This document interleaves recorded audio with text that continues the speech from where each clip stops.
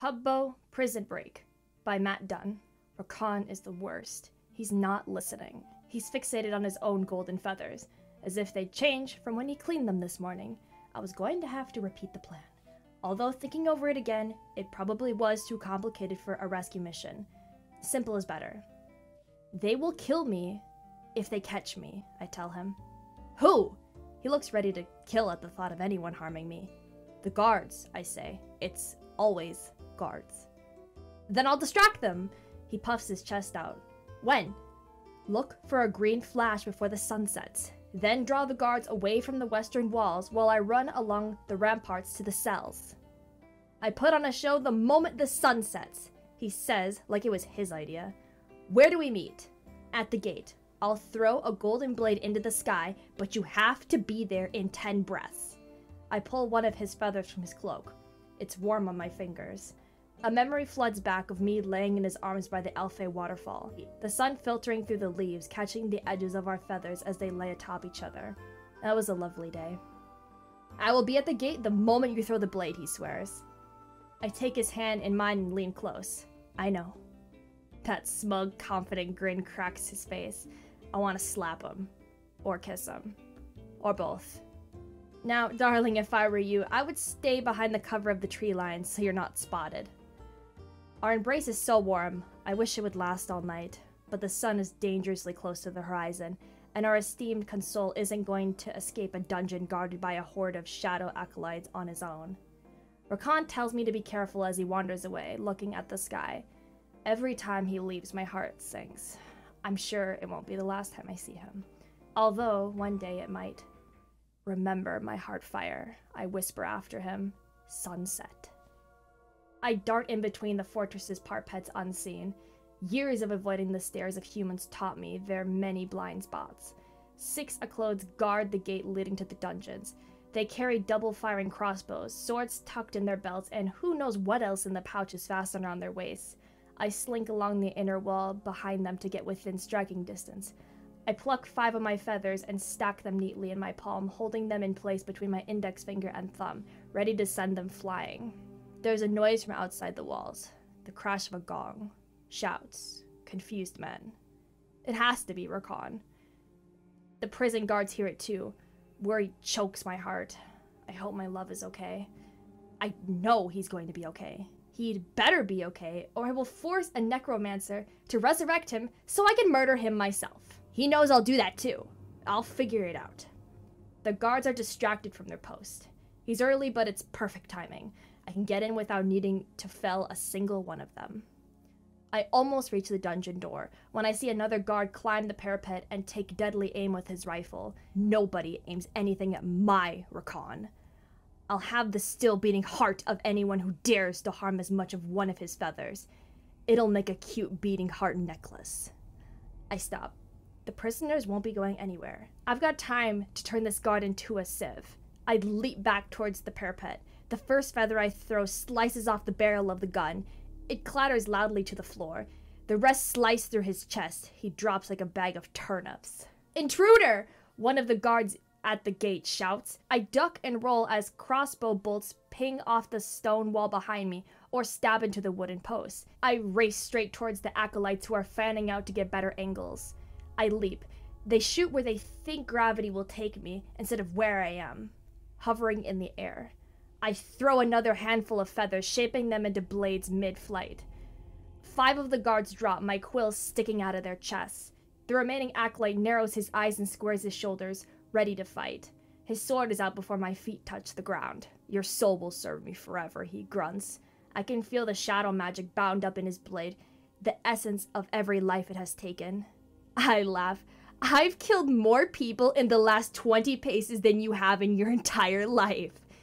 The acolyte hesitates before slashing wildly in my direction. His little sword leaves wavering trails of darkness. I don't have time for this. The sun is setting. I turn my back.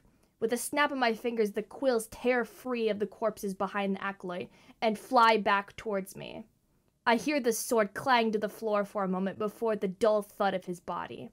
I'm sure the Order of the Shadow will find some way to harness these men's souls into a slingshot or something. I don't really know how these guys work. But good on them for being so economical. One shouldn't waste life essence. I take Rakan's feather and launch it high into the air. It hangs in the sky, a golden message that should turn some heads. But there's only one who knows what it means. Meanwhile, I have a date in the dungeons with the consul. He looks terrible sitting in a cage, emaciated, weak, beaten. Doesn't look up, figuring me for one of the guards. He and his mate are Sejoko, but his entourage are Xayah from other tribes. Their harrowed eyes thank me more than their tongues. They know as well as I that this is no time for gratitude. We are not out of the fortress yet. As I lead the prisoners toward the eastern gate, I'm perplexed by the appalling lack of guards. Nearly every post is deserted. Isn't this supposed to be a fortress? Who makes their schedules? We round past the armory and barracks. There's a gate. Looks like Rakan found the guards. Dozens of them. They're surrounding him. My feathers bristle. Heartbeat necklace, here I come! Rakan reaches us. His smile turns from confident to bemused as he speaks with the consul. Akunir is one of my father's oldest friends, and the most important of our ambassadors. I have much to discuss with him once we're out of this. All of you, run for the tree line, I command. They're panicked, but thankfully Rakan took out the riflemen. More of us will survive crossing the field. Run! I yell. Akunir's too slow. Rakan begins to lead him towards the forest. The consul grabs at Rakan. No, please, protect Cole! Rakan turns back towards her. I shake my head. Rakan understands. He drags the consul behind him. I nod to the strongest-looking Jola. He lifts Cole into his arms. She calls him Jurley, and he pledges on his horns to keep her safe. He makes it 10 paces before the first arrow strikes him, but he doesn't stop. He carries Cole into the forest. The shadow acolytes surge forward after them. Xayah! Rakan yells. Bow tube or tube bow? I wish I had time to play, but I don't. Instead, I joined the fight. And it's not pretty. For the acolytes. We were safe under the forest canopy by the time Jurley's body could ignore its wounds no longer.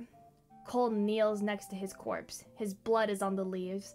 We have already prayed that his spirit find our ancestors in joy and peace. His family will mourn for moons.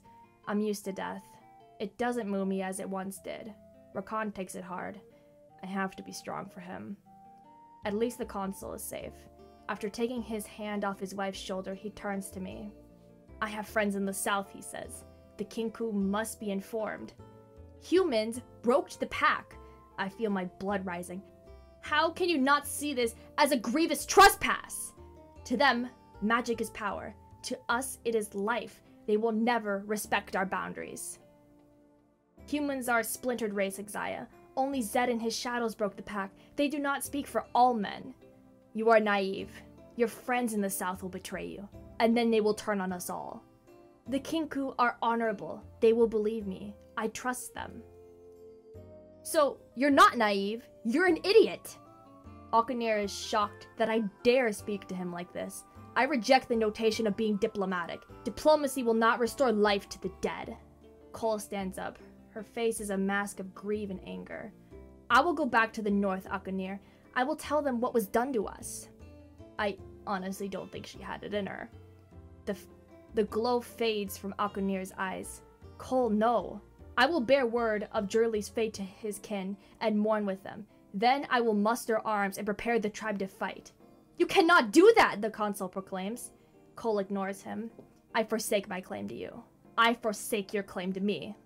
Cole, please, his voice falters. No, she says. The consul takes a step towards her, but Rakan stops him. I will speak with my mate, Akunir says to Rakan, to his guards. But Cole has already turned away. She looks at me, and I no longer see a diplomat's wife. I see a warrior. She gathers those loyal to her, all but 2 of the consul's entourage. Thank you, Xayah, Cole says before she turns north and walks further into the forest. Akunir and his guards watch her leave, then wordlessly set off to the south. Rakan moves in close to me. I feel his heart beating in time with my own. Promise me, nothing will come between us like that, Milai, I say. We're not like them, Mila, Rakan assures me. We'll never be like them. I watch Cole as she disappears among the trees. Where to now, Xayah? Let's just stay here a moment longer, I murmur. I bury my face into his chest. He drapes his cloak and arms around me. My head rises and falls with his breath. I could stay here forever. Repeat it back to me, I tell him. We are not like them, he says. We are not like them. He smiles and kisses my forehead. The vows we took at the Alfei waterfall spring to my mind. His heart beats for me, and mine for him. Home is within his arms, his breath, his smile. There's no one better than Rakan.